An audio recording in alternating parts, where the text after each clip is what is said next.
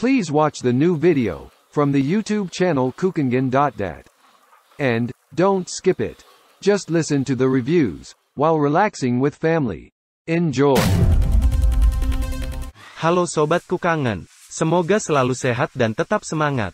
Jangan kasih kendor. Pada video kali ini, saya akan menuju Jazirah Arab nih yang meliputi Saudi Arabia, Kuwait, Bahrain, Qatar, Uni Emirat Arab dan Oman.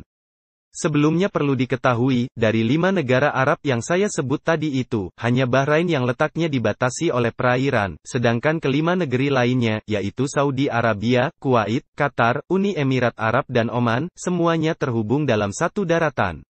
Hanya terdapat checkpoint-checkpoint yang memisahkan perbatasan antar kedua negara. Jarak antar satu negara ke negara lain pun bisa dijangkau lewat darat, di mana fasilitas dan kualitas jalan antar negara sangat istimewa.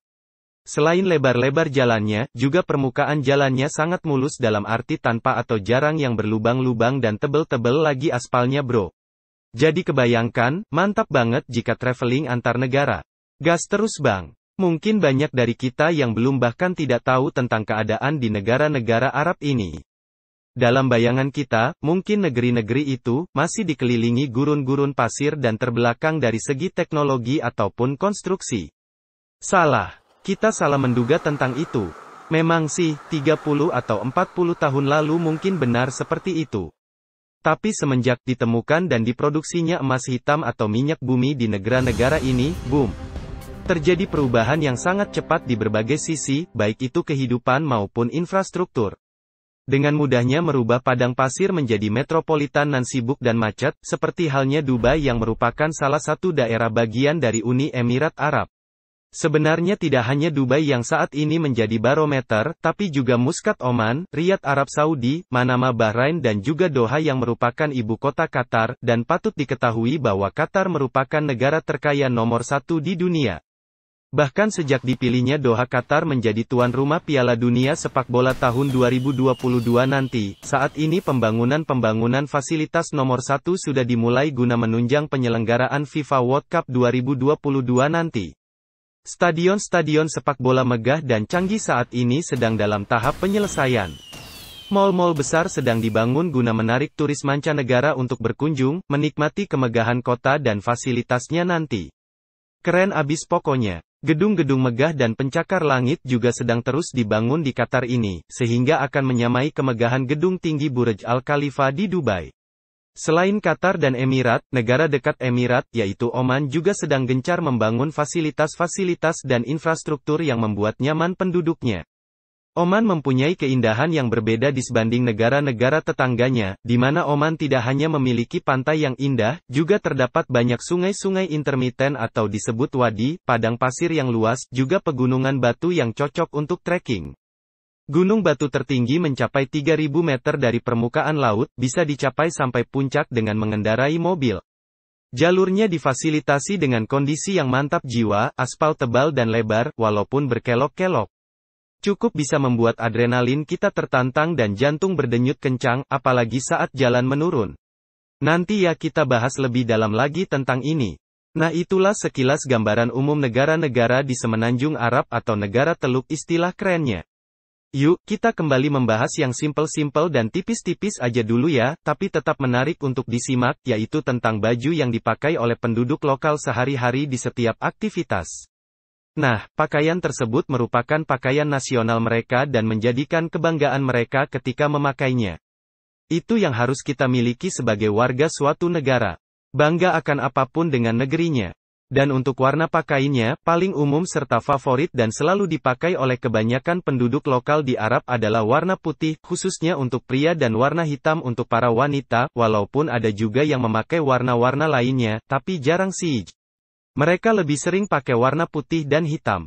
Bahkan, untuk warna mobil pun, warna putih dan hitam yang banyak berseliweran di jalan-jalan. Dan, kerennya, pakaian ini selalu dikenakan dalam berbagai aktivitas luar, seperti saat bekerja, ketika bermain, ataupun saat bersantai kongkow-kongkow bareng keluarga ataupun teman-temannya. Mungkin kalau di Indonesia bisa disamakan dengan batik lah ya, yang notabene merupakan pakaian khas nasional kita kan? Tapi, apakah banyak dari kita yang selalu memakai batik setiap hari untuk setiap aktivitas luar? Kayaknya gak deh, ya kan? Tapi, memang nggak bisa disamakan, karena pakaian nasional kita tidak hanya batik, Indonesia lebih beragam karena negara kepulauan, mungkin batik diidentikan untuk kawasan Jawa, ulos untuk Sumatera, dan lain-lainnya. Kembali ke topik semula tentang pakaian laki-laki Arab dengan model gamis atau kaftan atau tunik itu disebut tawab atau disdasya, dan kandura, sedangkan untuk wanitanya disebut abaya. Disdasya atau kandura untuk pria Arab, biasanya berwarna putih dari bahan katun. Untuk musim dingin atau acara resmi, mereka memberi lapisan luar jubah dari bahan wol domba berwarna hitam, coklat, krem atau abu-abu, yang disebut biset. Di bagian kepala, mereka biasanya menggunakan kefiyeh atau kufiyah atau gutroh, semacam scarf yang terbuat dari katun. Ada yang putih polos, ada juga yang bermotif kecil. Untuk menjaga posisinya di kepala, mereka melengkapi dengan agal atau ikal yaitu aksesoris seperti cincin besar berwarna hitam yang secara tradisional terbuat dari rambut kambing atau onta. Kecuali untuk penduduk lokal Oman, terlihat lebih simpel, mereka memakai kufiyah bermotif untuk kepalanya. Dan uniknya walaupun satu daratan dan satu bahasa, di setiap negara Arab ini mempunyai desain yang berbeda satu sama lain. Termasuk beda juga cara pakai hiasan di kepalanya. Jadi setiap penduduk lokal suatu negara Arab, akan berbeda desainnya dengan penduduk lokal negara Arab lainnya. Ada yang berkerah, dan ada yang tidak. Ada yang modelnya pas di tubuh, ada yang berdasi atau berumbai. Ada juga yang tidak. Hingga ada juga disdasya yang berwarna-warni. Maksudnya berdasi itu kayak gimana bang? Udah kita lihat aja ya, seperti apa perbedaannya. Kita mulai dari negara Arab Saudi ya. Baju disdasya penduduk lokal Arab Saudi ini, didesain memiliki 2 atau 3 kancing di kerah bagian depan. Lalu ada kerah yang lebih kaku, yang menjadi ciri utama dari baju lokal Arab Saudi. Bahannya cenderung lebih ketat membentuk badan. Nah, untuk pria lokal Emirati ini, cenderung mengenakan kandura, dengan model slim fit, yang membentuk badan, dan terdapat rumbai panjang di bagian dada. Umumnya desain kandura Emirati, tidak memiliki kerah. Namun terdapat bordiran di bagian kerah dan lengan.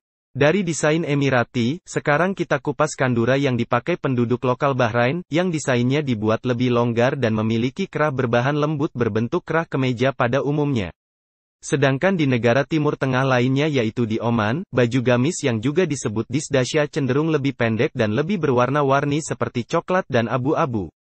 Walaupun masih mayoritas memakai warna putih untuk sehari-harinya. Jadi untuk warna favorit, hampir semuanya sama, yaitu putih. Hanya motif dan desainnya saja yang berbeda-beda tiap-tiap negara di Arab. Kita menuju ke Kuwait, di mana versi disdasya Kuwait tidak jauh berbeda dengan yang dipakai di Arab Saudi. Yang membedakan kedua gamis itu, hanya pada posisi dan jumlah kancingnya saja.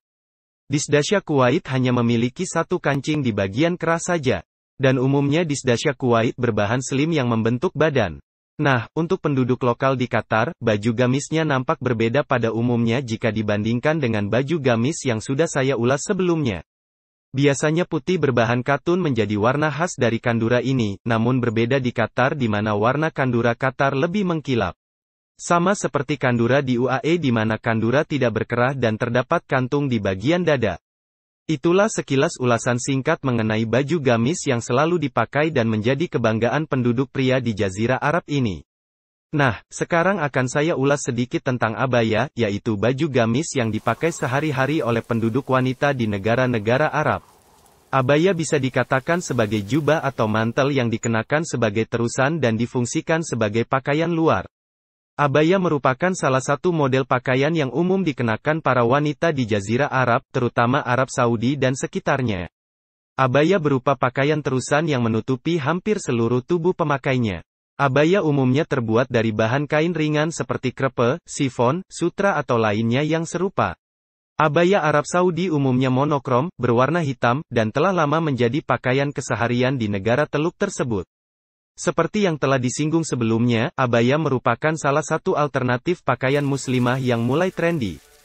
Bermula di belahan bumi Arab dan sekitarnya, abaya mulai menyebar ke seluruh dunia terutama yang memiliki populasi muslim.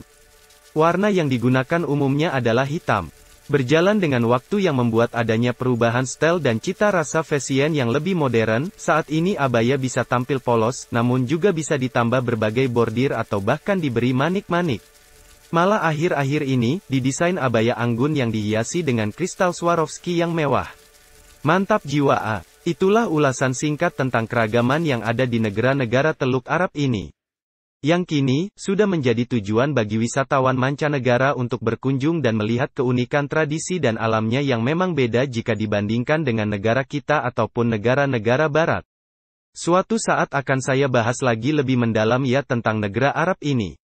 Apalagi tentang tempat-tempat wisata, tempat camping, keunikan kehidupan penduduk lokalnya, keunikan dan kehidupan para pendatang yang mengais rezeki di negara-negara Arab ini serta mall ala Arabnya. Tunggu saja waktunya ya guys. Terima kasih ya, sudah betah mendengarkan celotehan saya tentang topik yang tipis-tipis dan kerong-kerong ini. Kuharap bisa terhibur nih, walaupun sedikit yang bisa diambil, tapi yang penting jangan kasih kendor. Jangan lupa like dan subscribe loh. Enjoy, sampai jumpa di video selanjutnya.